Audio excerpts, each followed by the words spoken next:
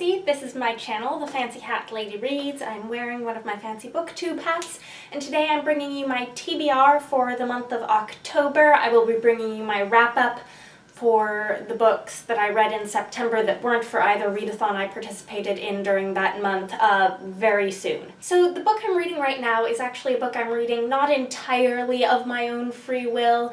No need to go any further into that, but it explains why it's a book that if you know the sort of things I read, you might be surprised that I'm reading. And that is Why We Broke Up by Daniel Handler with art by Myra Kalman. This is a young adult contemporary, and I haven't read young adult contemporaries much since I was actually in high school, and when I was in high school I did read YA contemporary.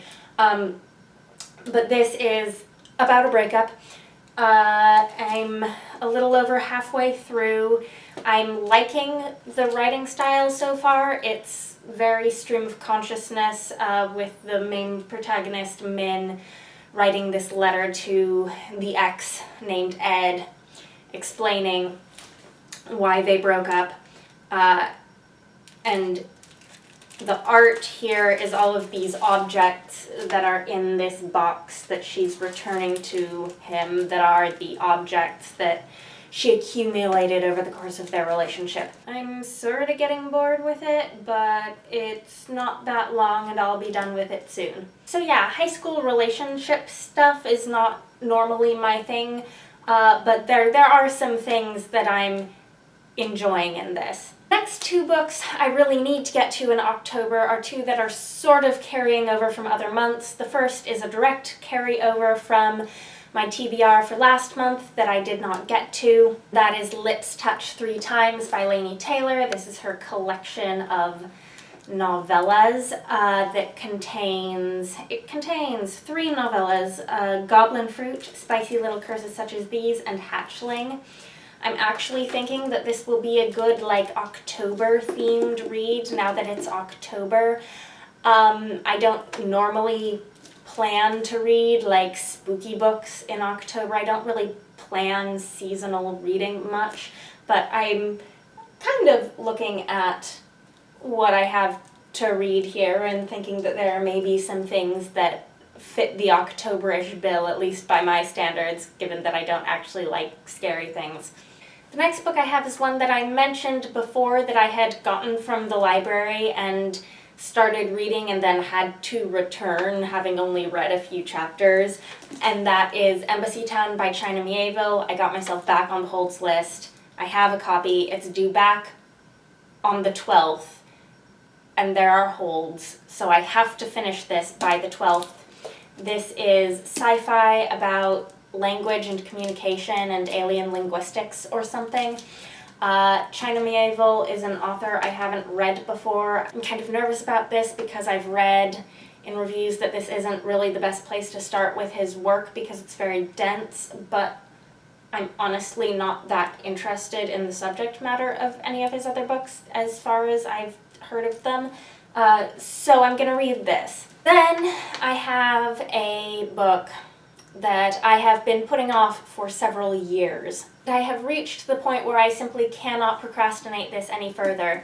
This is a fantasy classic, The Once and Future King by T.H. White. This is Arthurian fantasy classic. When was it written? 1939. So yeah, my thing with this is that I am sort of the opinion that I don't like Arthurian legend. I am, however, aware that there's a 50-50 chance that I think I don't like Arthurian legend just because I haven't read enough Arthurian legend to know that I like it, as opposed to say I haven't read much Arthurian legend because I don't like it. Do you follow my logic here? Okay, so I have this copy. This is my dad's old copy of this book that he gave me several years ago, along with some other books that I've read long since and really enjoyed. I'm just gonna read this one. and we'll see. Now, during the month of October, there is a month-long readathon going on that I really want to participate in called OwnVoices October. This is being hosted by Katie from Katie Loves to Read and Mel from Books with Wings. I will link all the information for the readathon down below. Basically, the point of the readathon is to sort of continue on with the diverse reading that we were all doing during Diversathon, and to at least try to read at least one Own Voices book during the month of October. In case you're unaware, Own Voices is a term used to refer to a book that is written by an author who identifies with the same marginalized group that is represented in the story, be it race, ethnicity, sexuality, disability, what have you. There are some great discussions on BookTube about Own Voices literature. I can link some of them for you in the description so you can find some of this out.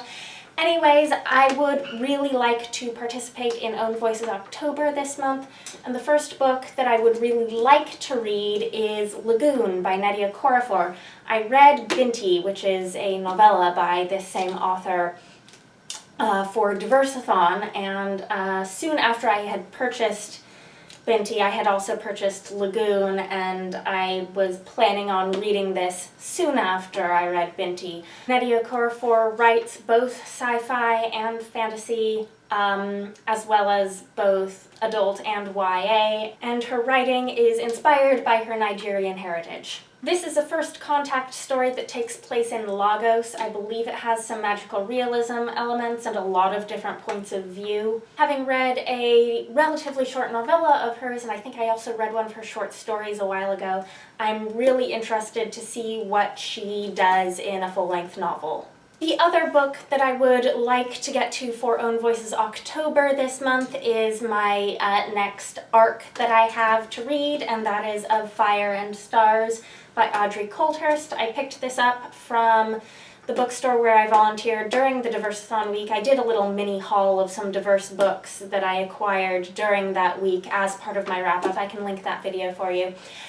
Anyways, this is getting some hype right now because it is a young adult fantasy coming out in November at some point. November 22nd, I believe, and this is a story about a princess, and it features a lesbian romance, which is genuinely surprising to me that there isn't more of that in high-profile YA fantasy in 2016. Come on, get with it.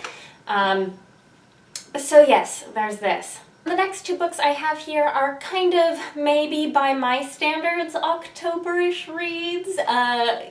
You will see what I mean. The first is a cozy Victorian murder mystery. You see what I mean by my standards of like spooky October-ish. This is Death at Dartmoor, a Victorian mystery by Robin Paige. Robin Paige is a pseudonym for the husband-wife writing team of Susan Wittig Albert and Bill Albert. This is their Victorian Edwardian series that I've been chugging my way through for the past several years. They are very light murder mysteries that focus heavily on throwing in as much Victorian trivia as possible, and I enjoy that. And then the last book I have here that I definitely just need to get to in October is The Girl Who Fell Beneath Fairyland and Led the Revels There by Catherine M. Valente. I feel like I failed somehow in failing to read a book in this series in the month of September, which is the month after which the protagonist September is named.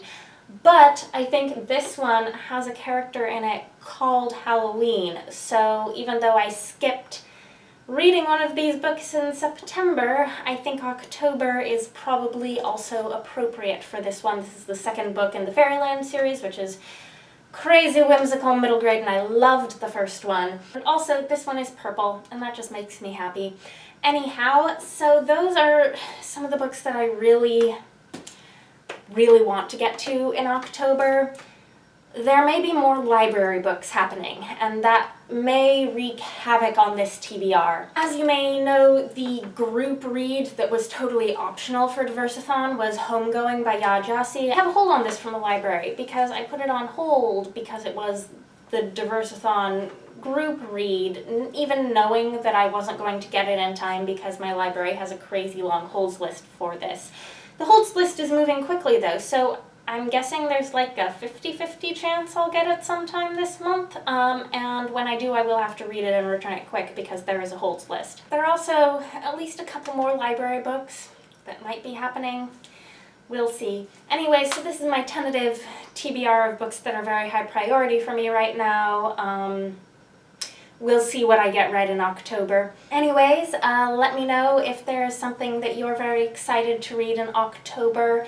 Let me know if you've read any of these books, if you have anything to say to me about them, if you want to ask me questions about these books or other books.